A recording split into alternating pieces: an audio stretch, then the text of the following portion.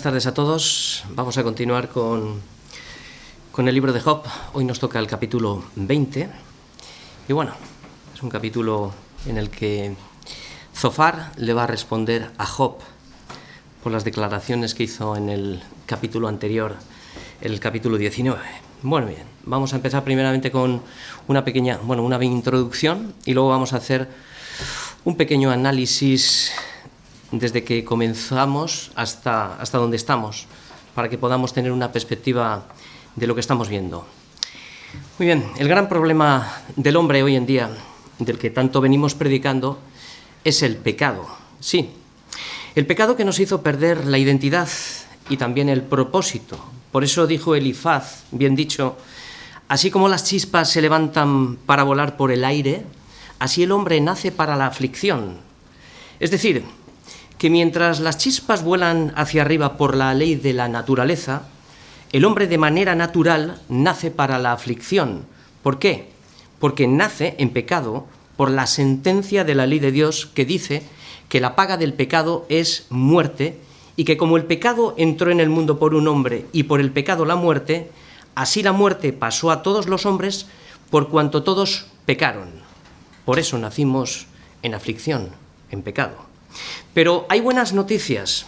El Evangelio nos anuncia hoy que hay misericordia antes de que venga el juicio. Eso es hoy. Solo a través del arrepentimiento y la fe en el sacrificio perfecto del Hijo de Dios. Así es como el Señor nos restaura y nos devuelve a la vida, a esa vida que todos perdimos, recuperando de nuevo nuestra identidad y el propósito para saber quién soy y quién es Dios. Y esto es lo que todos nosotros hemos recuperado cuando el Señor nos ha llamado. Job es un ejemplo de cómo el Señor nos rescató de la tierra de Uz. Es un ejemplo de cómo nos devuelve a la vida en Cristo y cómo nos guía y nos enseña a través de las pruebas. Job era un varón, como todos conocemos, que vivía en la tierra de Uz. Era un hombre conocido por Dios, punto importante, y Dios le había prosperado abundantemente en todas las áreas de su vida. Y el libro comienza narrando en qué consiste esta prosperidad que a veces mal interpretamos. El libro comienza dando por orden esas cualidades que tienen valor y que muchas veces las despreciamos. Lo primero que dice el libro habla de la identidad, un varón llamado Job. Lo segundo que nos dice es su carácter, las características de esa restauración. ¿Este hombre era perfecto, recto, temeroso de Dios y apartado del mal? ¿Nació así? No. Estas fueron las características que el Señor restauró en él, como en cada uno de nosotros. Después, lo tercero que bendice es su familia, que es lo que se menciona, y lo cuarto que se menciona son los bienes materiales. En el mundo, lo importante es tanto tienes, tanto vales. Eso es realmente lo que vale en el mundo y el resto no tiene importancia. Pero ya vemos que la Biblia lo pone en cuarto lugar. Como Job era temeroso de Dios, cada día hacía sus labores de sacerdote en casa. Este es el propósito, ya empieza a funcionar con su propósito, el propósito que Dios le había dado. Temía que sus hijos pecaran contra Dios. Por tanto, ofrecía cada día sacrificios al Señor.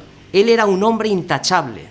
Y Elifaz mismamente da testimonio de él, cómo enseñaba y cómo fortalecía las manos de los afligidos.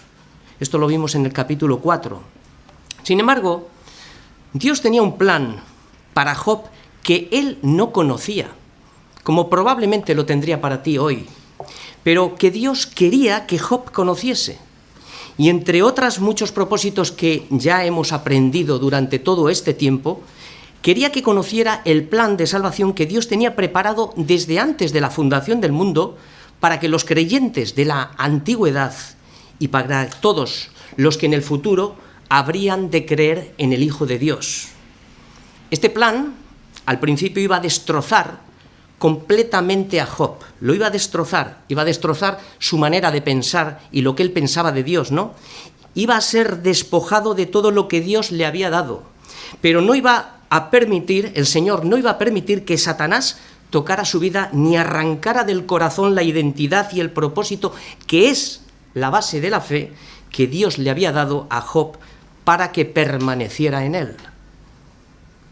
Así que, en la prueba, Dios iba a sacar de su mente todo el concepto que Job tenía equivocado de Dios acerca de su justicia. Le iba a mostrar en sombras la cruz de Cristo a través de pruebas y aflicciones.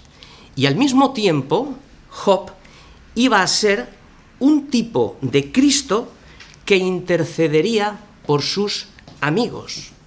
Sí, a aquellos amigos que fueron con la intención de consolarle cuando estaba tirado en el suelo, entre cenizas, despojado de todo, con una sarna maligna desde los pies a la cabeza, y que luego todos ellos mismos, sus amigos, le acusaron todo el tiempo. ¿Por qué? Porque también tenían una idea equivocada de la justicia de Dios y pensaron que todo lo que a Job le había sucedido era el resultado de su pecado. Este era el error. Así que durante muchas intervenciones que hemos visto hasta aquí, sus amigos le han condenado, le han vituperado, le han insultado y le han despreciado. Pero Job no sabía que sus aflicciones iban a anticipar también las aflicciones de Cristo. Esto no sabía Job. Y en definitiva, Dios le iba a mostrar en sombras la cruz de Cristo y el precio que costó nuestra salvación, y también le iba a mostrar la solución al problema del hombre, la justicia que es de Dios por la fe en su Hijo. Esto hemos estado viendo durante todo este tiempo y cumplido en el capítulo 19, ¿no? Así pues, las pruebas para el creyente tienen un propósito bueno y santo. Dios quiere enseñarnos cosas que no conocemos, pero para ello tiene que despojarnos de nuestro yo, porque es un impedimento para el conocimiento de Dios. Y nos tiene que despojar de ese yo personal, ¿no? Llevándonos como a la cruz de Cristo. ¿Para qué? Para que entendamos lo que nunca entendemos, que se trata de Él y no de nosotros. Así pues, finalmente, recordar cómo terminó brevemente el último capítulo 19 que vimos, cuando Job hizo declaraciones contundentes en su defensa, dando razones de la fe y de la esperanza que había en él. Declaró el asunto más importante, anticipó 2000 años antes la venida de Cristo, contestando la gran pregunta que durante meses se hizo en su mente: ¿y cómo se justificará el hombre con Dios? Esto le atormentaba, hasta que al final comprendió, a través de la fe que Dios le había dado, la respuesta a la solución del problema del hombre. Yo sé que mi Redentor vive y al fin se levantará sobre el polvo, y después de deshecha esta mi piel, en mi carne he de ver a Dios, al cual veré yo mismo y mis ojos lo verán, y no otro. Una salvación individual, ¿no? Cada uno de nosotros. Y esto lo dijo: aunque mi corazón desfallezca dentro de mí, todo esto sucederá, y nadie arrebatará la fe que Dios nos ha dado. Por tanto, no solamente dijo esto, terminó el capítulo 19 con una advertencia. Tuvo palabras de amonestación para sus acusadores, que eran sus amigos. Terminó en el último versículo con una advertencia contundente para que consideraran su error. Temed vosotros delante de la espada, porque sobreviene el furor de la espada a causa de las injusticias. ¿Para qué? Para que sepáis que hay un juicio. Y esto es lo que se nos olvida. Vivimos la vida, hay un juicio, todo se acabará. Y aquí lo dejamos el último día. Ahora el acusado Job es traído de nuevo a la sala, y el juicio se reanuda y comienza Zofar. Esta es la última intervención que va a hacer Zofar en el libro de Job, en la que tratará de probar que Job es culpable. Y vamos a leer ahora todos los versículos. Respondió Zofar Naamita y dijo: por cierto, mis pensamientos me hacen responder, y por tanto me apresuro. La represión de mi censura he oído, y me hace responder el espíritu de mi inteligencia. ¿No sabes esto? ¿Que así fue siempre?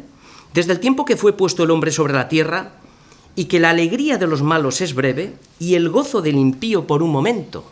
¿No sabes esto, Job?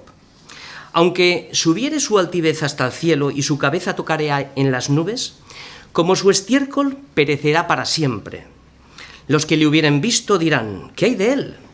Como sueño volará y no será hallado, y se disipará como visión nocturna.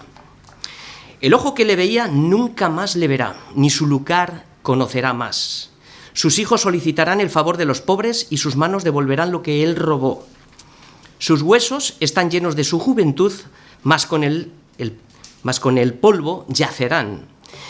Si el mal se endulzó en su boca, si lo ocultaba debajo de su lengua, si le parecía bien y no lo dejaba, sino que lo detenía en su paladar, su comida se mudará en sus entrañas, y él de áspides será dentro de él. Devoró riquezas, pero las vomitará, de su vientre las sacará.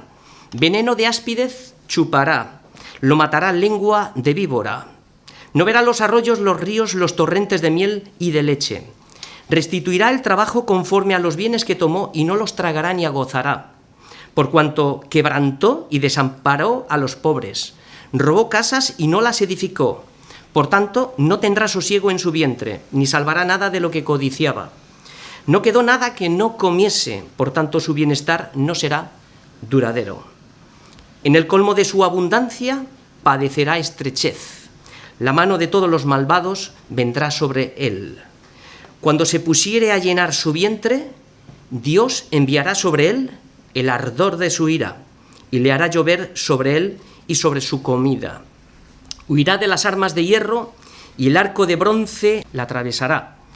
La saeta le traspasará, y saldrá de su cuerpo, y la punta relumbrante saldrá por su hiel. Sobre él vendrán terrores. Todas las tinieblas están reservadas para sus tesoros. Fuego no atizado los consumirá. Devorará lo que quede en su tienda. Los cielos descubrirán su iniquidad, y la tierra se levantará contra él. Los renuevos de su casa serán transportados, serán esparcidos en el día de su furor. Esta es la porción que Dios prepara al hombre impío y a la heredad que Dios le señala por su palabra. Pecadores bajo el juicio de Dios y de su misericordia. Job 20. Muy bien, el esquema que he trazado para la predicación de hoy es el siguiente. En la primera parte vamos a ver una introducción al discurso y la vamos a ver en los versículos 1 y 3. En la segunda parte vamos a ver la brevedad del impío en los versículos del 4 al 11. En la tercera parte vamos a ver el pecado, que es un veneno que mata, de los versículos del 12 al 16. En la cuarta parte vamos a ver que no hay seguridad para el impío. En la quinta parte vamos a ver la venganza de Dios. Y en la sexta parte vamos a ver la ira de Dios, versículos 26 al 29. El tema para nosotros hoy, primeramente, es una advertencia para que todos consideremos la gravedad del pecado y sus consecuencias. Pero también hay un llamado a todos los pecadores que no se han arrepentido, al arrepentimiento. Y este llamado es hoy, antes que venga el día de la ira de Dios. Así que el sermón de Zofar, como hemos visto, está bien armado, pero no ha dicho nada nuevo. Su mensaje va dirigido exclusivamente a los impíos, de los cuales para él Job es uno de ellos. Así como sus anteriores mensajes eran más equilibrados al describir el destino de los impíos, pero también describía el destino de los justos, ahora no. Ahora solamente se ha centrado en el destino de los impíos. Aquí, como hemos leído, no ofrece gracia, no ofrece misericordia y no ofrece oportunidad para el arrepentimiento, ya que da por perdido completamente el caso de Job. No obstante, su aplicación para nosotros es muy práctica, por lo que trataremos de extraer la enseñanza para nosotros hoy. Así que vamos a comenzar con la primera parte, que es la introducción al discurso en los versículos del 1 al 3. Y dice así: respondió Zofar Naamita y dijo: por cierto, Job, mis pensamientos me hacen responder, y por tanto me apresuro. La represión de mi censura he oído, y me hace responder el espíritu de mi inteligencia. Puntualizo, porque hemos visto aquí un memillo ya de entrada, ¿verdad? Una persona que está centrada en sí mismo. Como vemos, las palabras de Job, la advertencia, no produjeron en Zofar ningún quebrantamiento de espíritu ni reflexión. Más bien lo que debieron de hacer es herir su orgullo, ya que está indignado, se siente completamente dolido y se apresura a responder. ¿Por qué? Porque está en juego su dignidad, está en juego su honor y su reputación. Zofar estamos viendo que está enojado y muestra un carácter intolerante, frío, implacable, sin compasión, sin amor y con un orgullo trastocado probablemente al escuchar la advertencia de Job. Advertencia que debía haberle hecho reflexionar, no siendo que por tener un concepto equivocado, que es lo que nos pasa muchas veces, estemos luchando con Dios, contra Dios. Al no entender que el justo también sufre y que no siempre es causa directa de su pecado, podemos estar cometiendo este error completamente, ¿no? La prueba de Job, lo que hemos visto es que le ha llevado a un conocimiento mucho más excelente de lo que él tenía. Al saber, ahora él sabe, que no puede justificarse por sí mismo, sino que necesita un intermediario, un redentor, y además que éste vive. Esta es la convicción, el testimonio y la esperanza que Dios ha grabado y ha cincelado en el corazón de Job.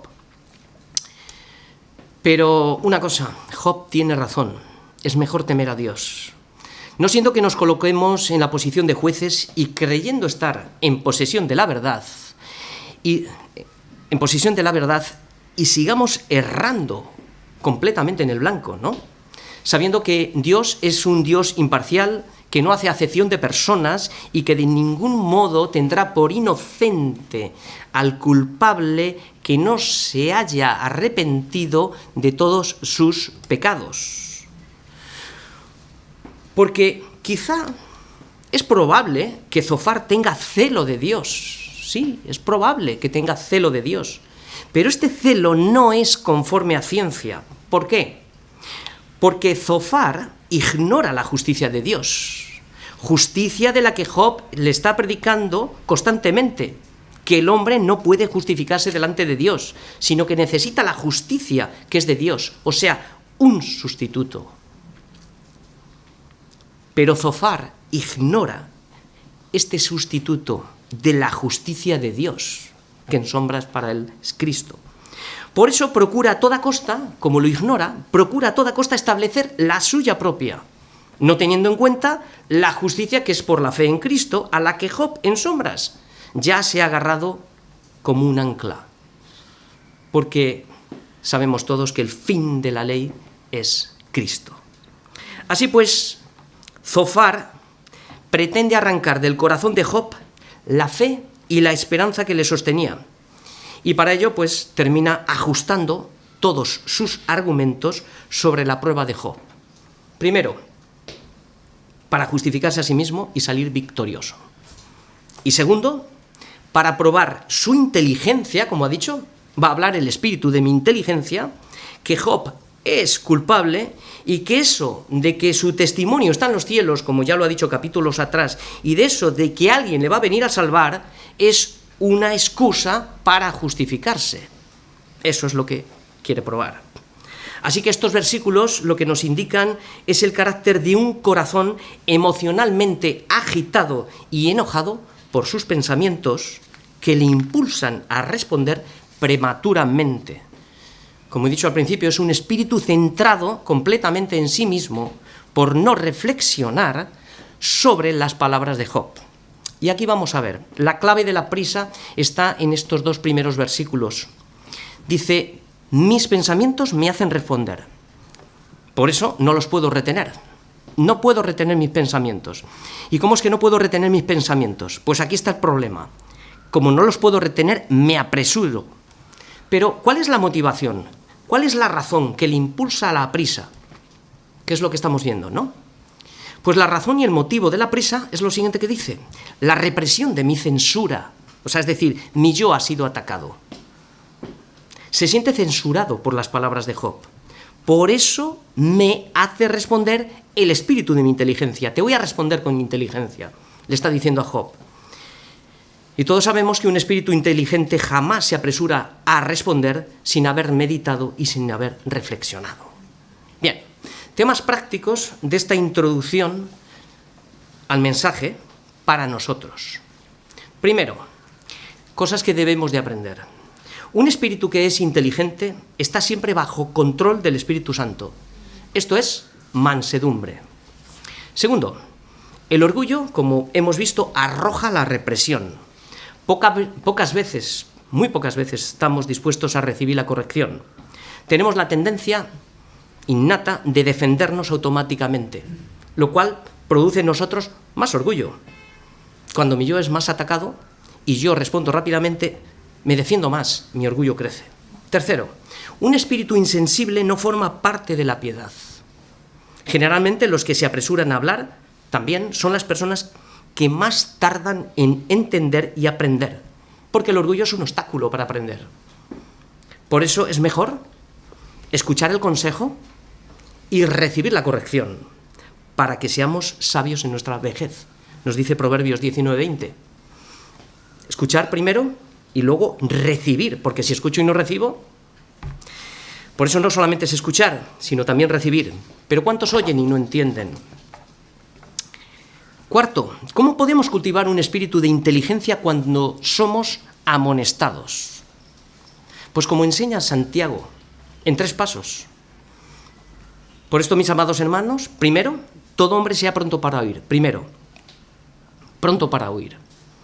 Segundo, tardo para hablar. Aquí vemos un espacio entre el oír y el hablar. Aquí hay una reflexión.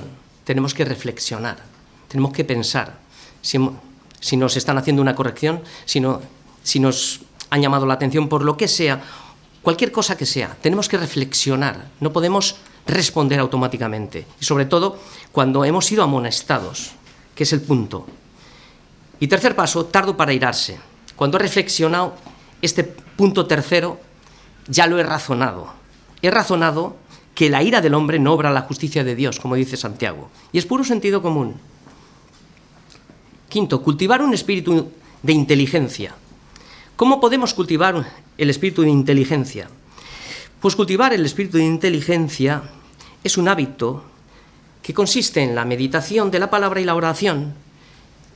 Y voy a decir unas palabras que dijo Modi que me parecen muy interesantes.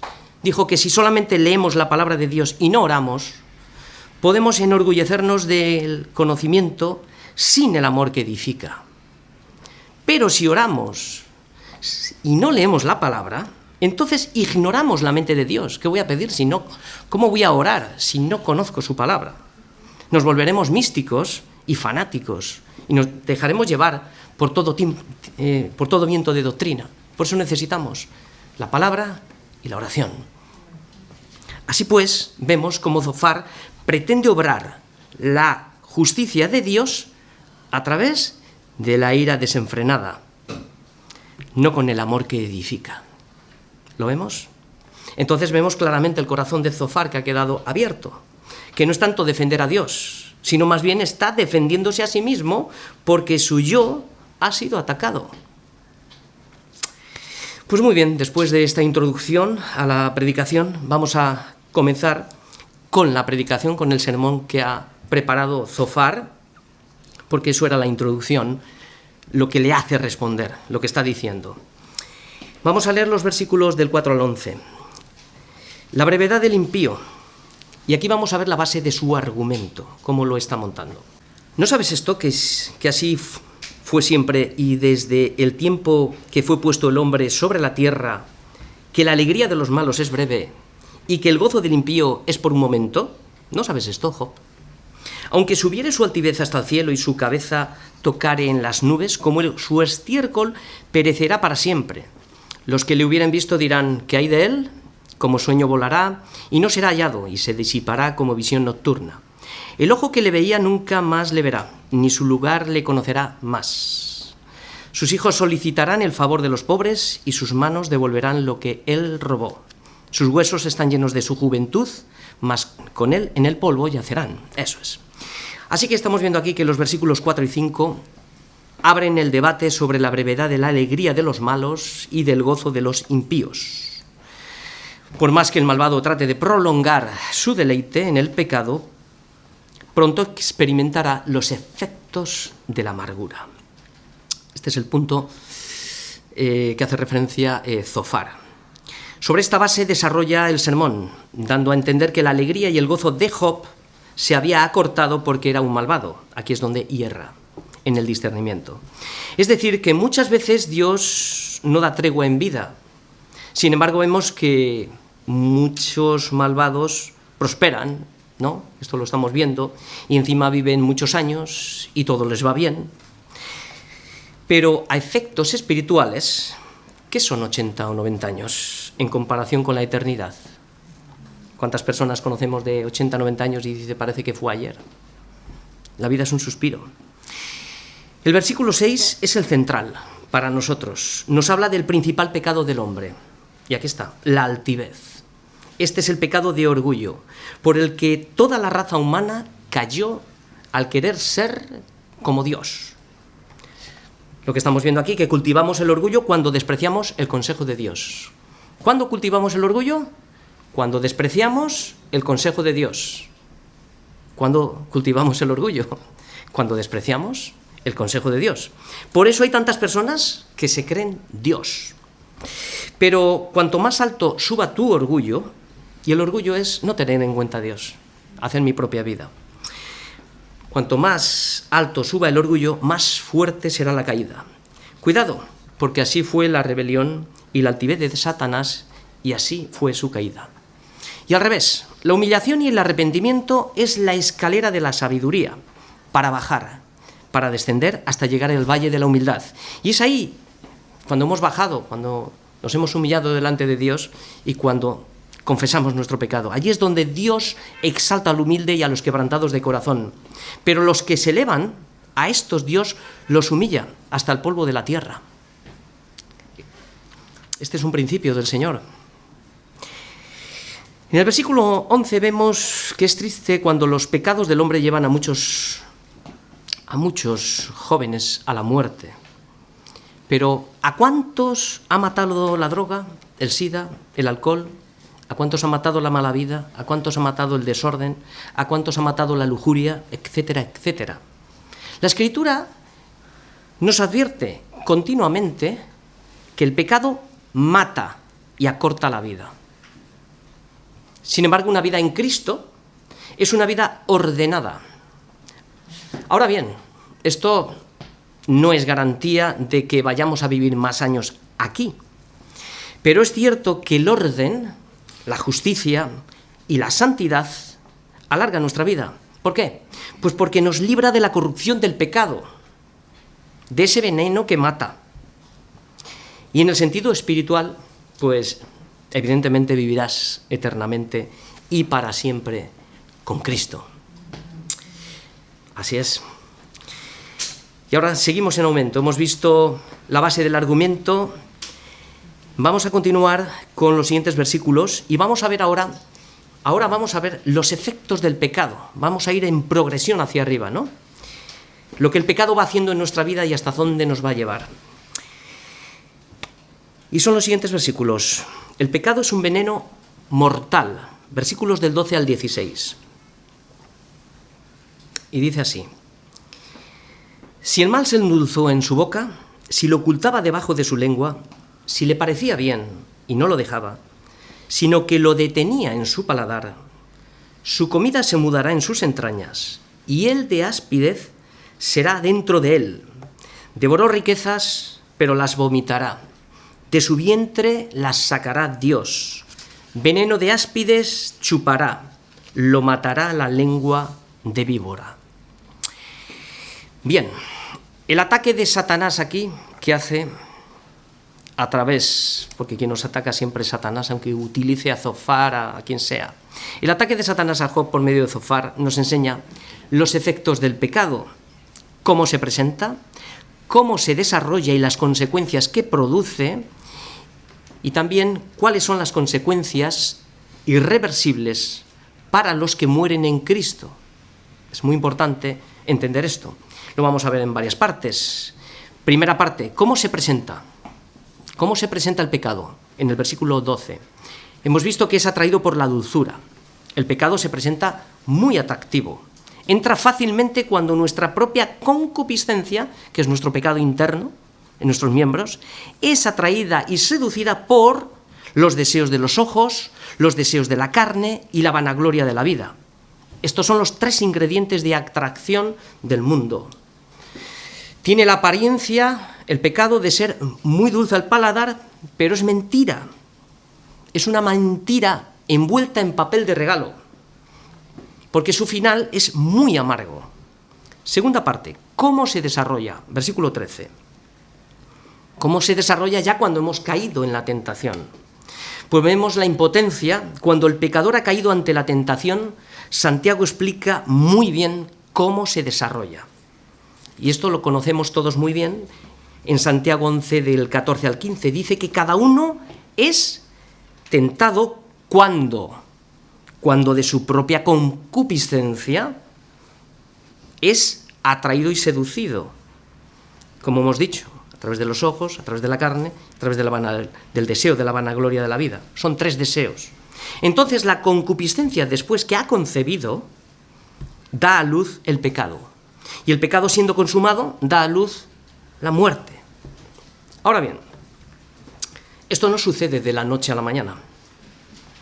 Muchos que dejaron la iglesia lo hicieron meses antes de irse.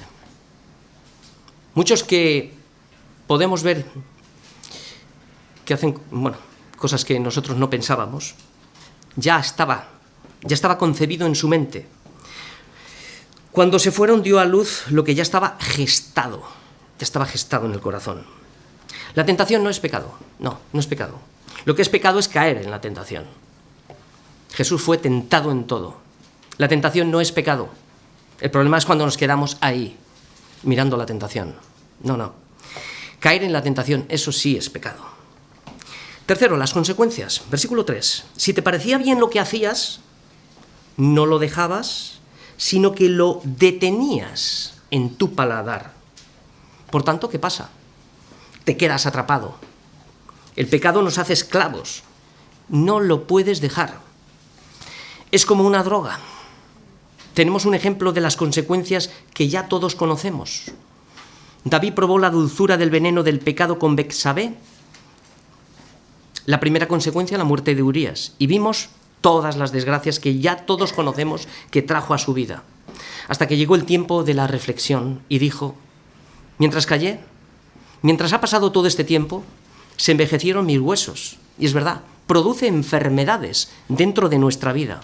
En mi gemir todo el día, porque de día y de noche se agravó sobre mí tu mano. Claro, el pecado es lo que hace en nosotros. Se volvió mi verdor en sequedades de verano, ya ni sonrío, ya no tengo esa lucidez, estoy amargado.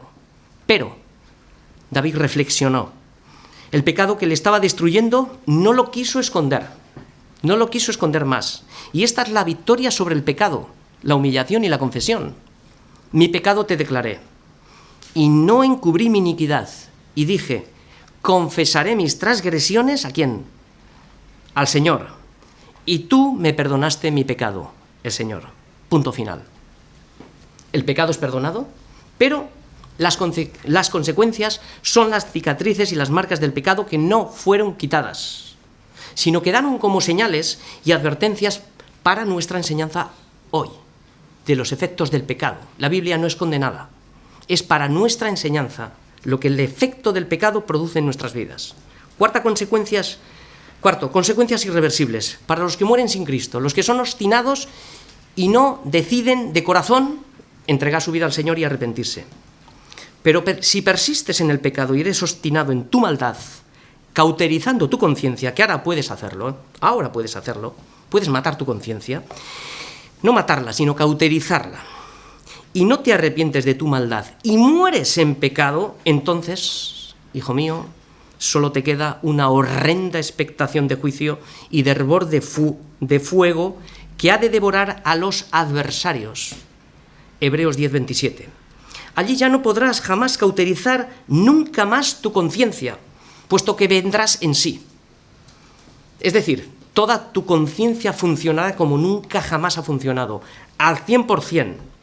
Y allí, ya, en el infierno, ya donde esté, cuando se consuma tu carne y tu cuerpo, y al final, cuando se consuma todo, y digas, has venido en sí, tu conciencia funciona al 100%, y dirás, ¿cómo aborrecí el consejo?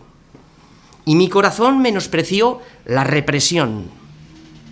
No oí la voz de los que me instruían, y a los que me enseñaban no incliné mi oído.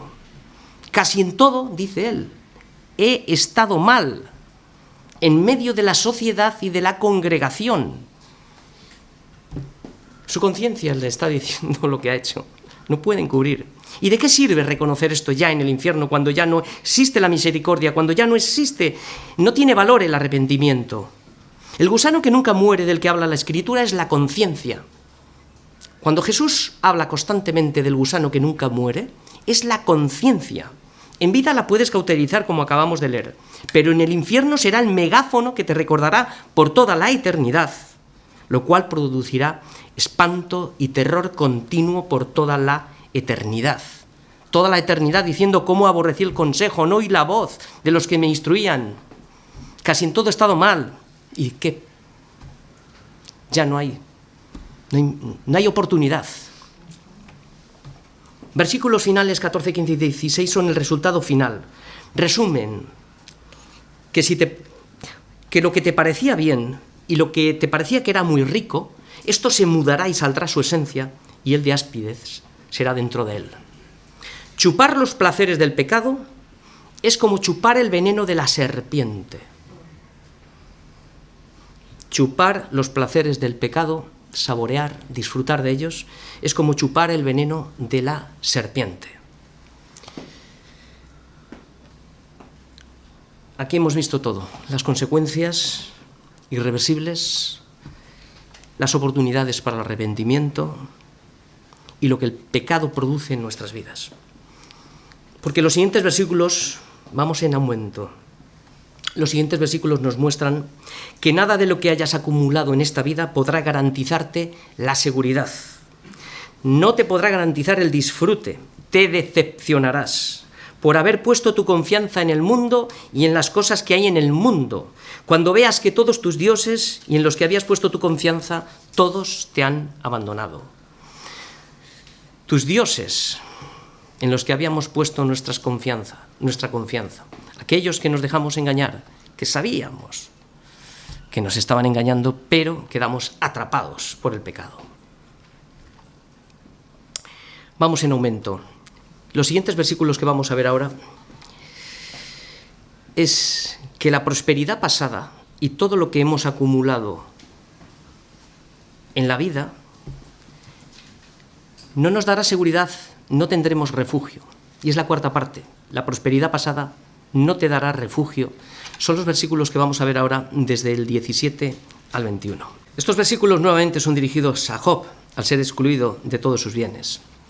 Dice, no verá los arroyos, los ríos, los torrentes de miel y de leche. Restituirá el trabajo conforme a los bienes que tomó y no los tragará ni gozará, por cuanto quebrantó y desamparó a los pobres, robó casas y no las edificó. Por tanto, no tendrá sosiego en su vientre, ni salvará nada de lo que codiciaba. No quedó nada que no comiese, por tanto su bienestar no será duradero. Bien, hemos dicho que estos versículos van dirigidos a Job, al ser excluido de todos sus bienes y de la vida en la que estaba disfrutando. Porque según Zofar, Job los ha adquirido de manera ilícita. Esto sabemos que no es real. Para Zofar, los juicios de Dios sobre el impío son inminentes. Él dice que los juicios son inminentes y se realizan aquí y ahora. Pues a veces sí y a veces no. Siempre no es así. Todos sabemos y conocemos a personas que no tienen en cuenta a Dios, como hemos dicho al principio, y prospera y les va bien. Pero hay un mal común en todos ellos, hay un mal común, que Dios no les da la capacidad para disfrutar lo que tienen. Y esto yo lo veo muy a menudo, yo creo que vosotros también, que aunque coman, hay gente que se gasta mucho dinero y todo el mundo todo el día está hablando de comidas, aunque beban y estén hablando de lo que se gastan en beber, aunque viajen, hoy he estado aquí, Salva hoy está en el otro lado, lo oigo continuamente, aunque compren y compren mucho, aunque acumulen y tengan mucho o muchas casas, jamás el corazón quedará satisfecho. ¿Por qué? Porque el mundo y las cosas que hay en el mundo producen muchos más deseos. Nunca dices hasta aquí. Siempre hay un deseo mayor. El pobre quiere ser rico y el rico quiere tener más. Nunca se sacian. Solo se sacia cuando Cristo es su centro. Solamente cuando Cristo es nuestro centro es cuando realmente hay disfrute. Y el versículo 17 en sentido espiritual nos enseña que en el futuro todas las personas que han vivido de espaldas a Dios y no se han arrepentido no podrán disfrutar de lo que Dios ha preparado.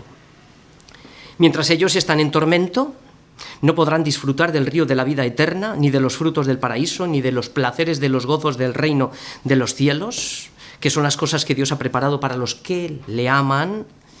Y lo más importante de todo, no podrán disfrutar de la presencia de Cristo por toda la eternidad. Todo se perderá, todo. ¡Qué pena! Por desear los placeres temporales, cambiar los gozos eternos por las migajas de este mundo, ¡qué pena! Creo que es un mal negocio. Ahora entendemos mejor las palabras de Pablo, que todo lo que había adquirido en esta vida llegó al entendimiento de que no tenía ningún valor, que todo, absolutamente todo lo tenía por basura para ganar a Cristo. Vaya negocio que hizo Pablo. Él sí supo negociar. No significa que los cristianos no disfrutemos de las cosas temporales que Dios nos da.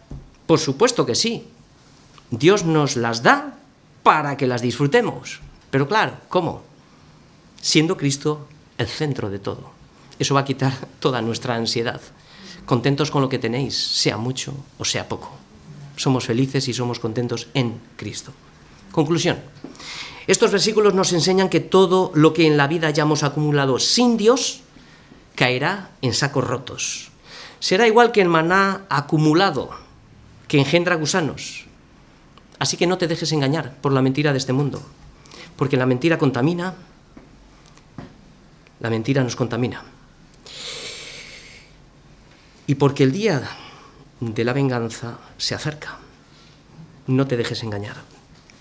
¿Qué son los versículos siguientes que vamos a ver? El día de la venganza sobre el impío. Versículos del 22 al 25. Como estáis viendo, vamos subiendo. Dice así, versículo 22. En el colmo de su abundancia padecerá estrechez. La mano de todos los malvados vendrá sobre él. Cuando se pusiera a llenar su vientre, Dios enviará sobre él el ardor de su ira y le hará llover sobre él y sobre su comida. Huirá de las armas de hierro y el arco de bronce lo atravesará. La saeta le traspasará y saldrá de su cuerpo, y la punta relumbrante saldrá por su hiel. Sobre él vendrán terrores. Bien, estos versículos nos enseñan que en el día de la venganza el impío sentirá tal angustia que le dejará perplejo.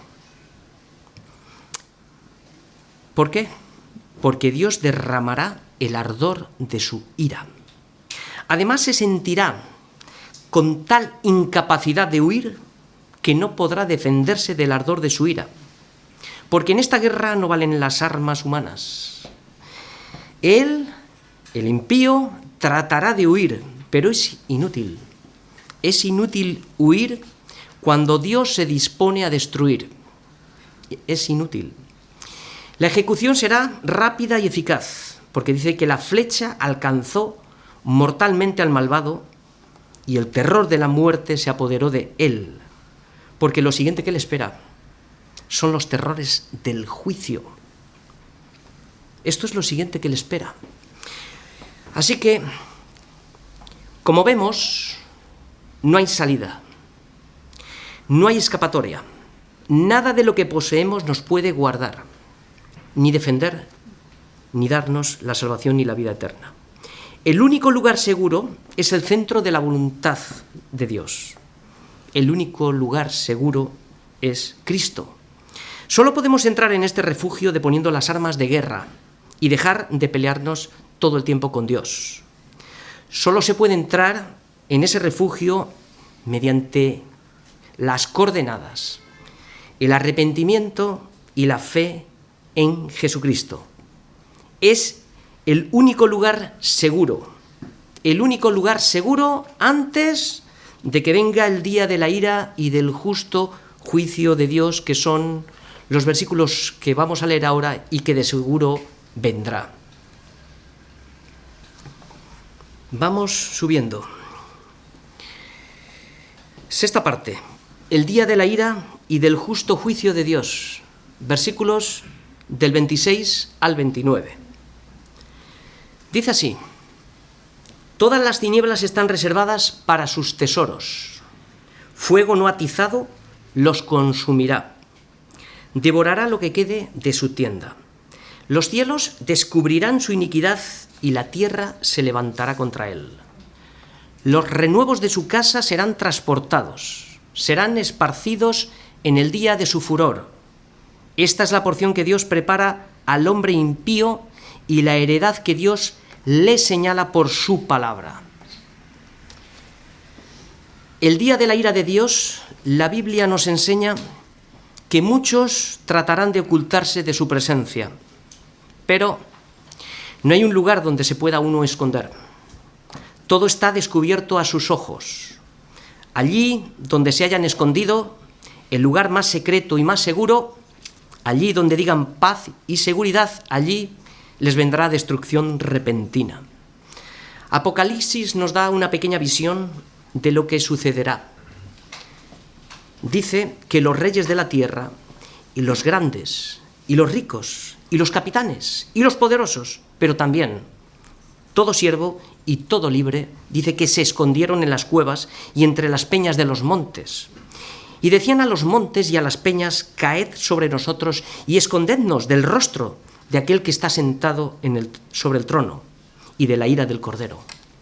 Pues no hay lugar, porque el versículo 27 dice que los cielos descubrirán los secretos más ocultos del corazón. Los libros del juicio se abrirán y se descubrirán los secretos de los hombres. Saldrá a la luz toda la iniquidad.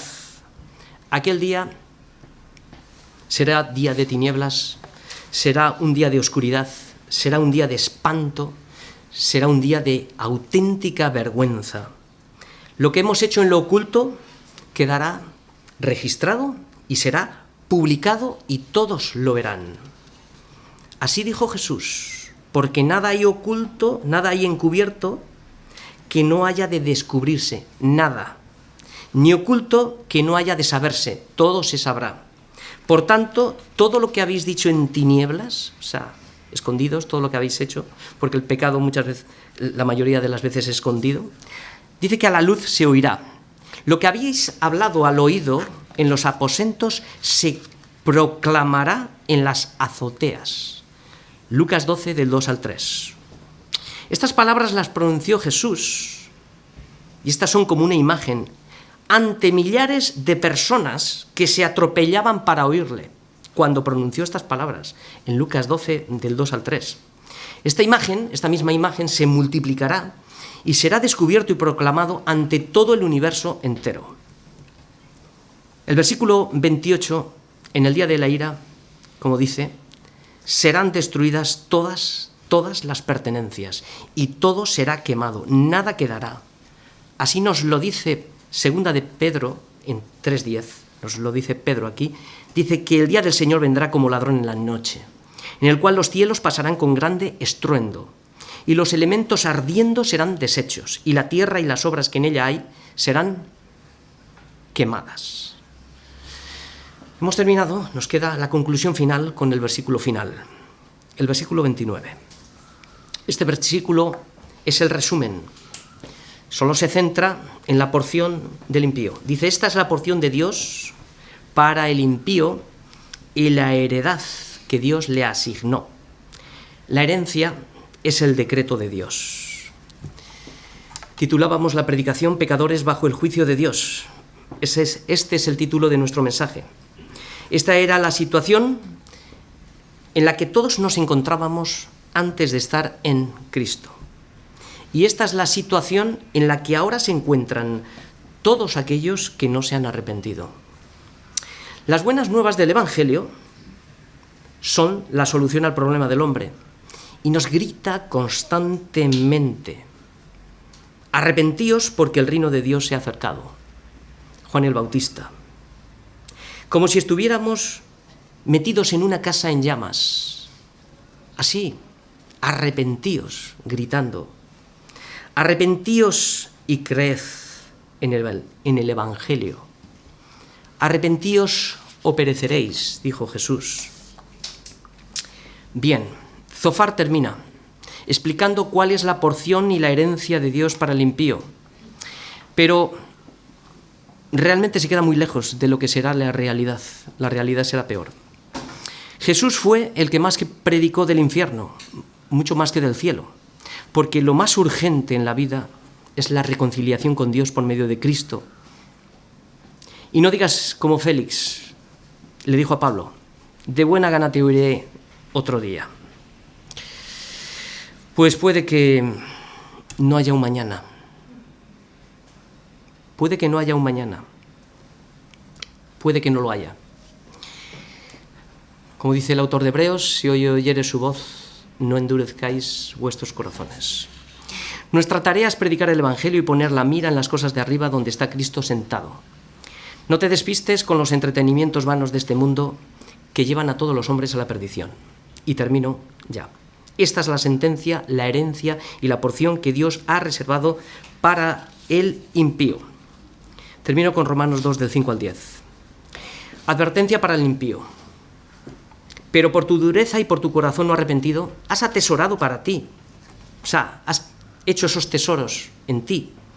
Has atesorado ira para el día de la ira y de la revelación del justo juicio de Dios. ¿Cómo juzgará al Señor? Versículo 6. El cual pagará cada uno conforme a sus obras. Es un Dios imparcial.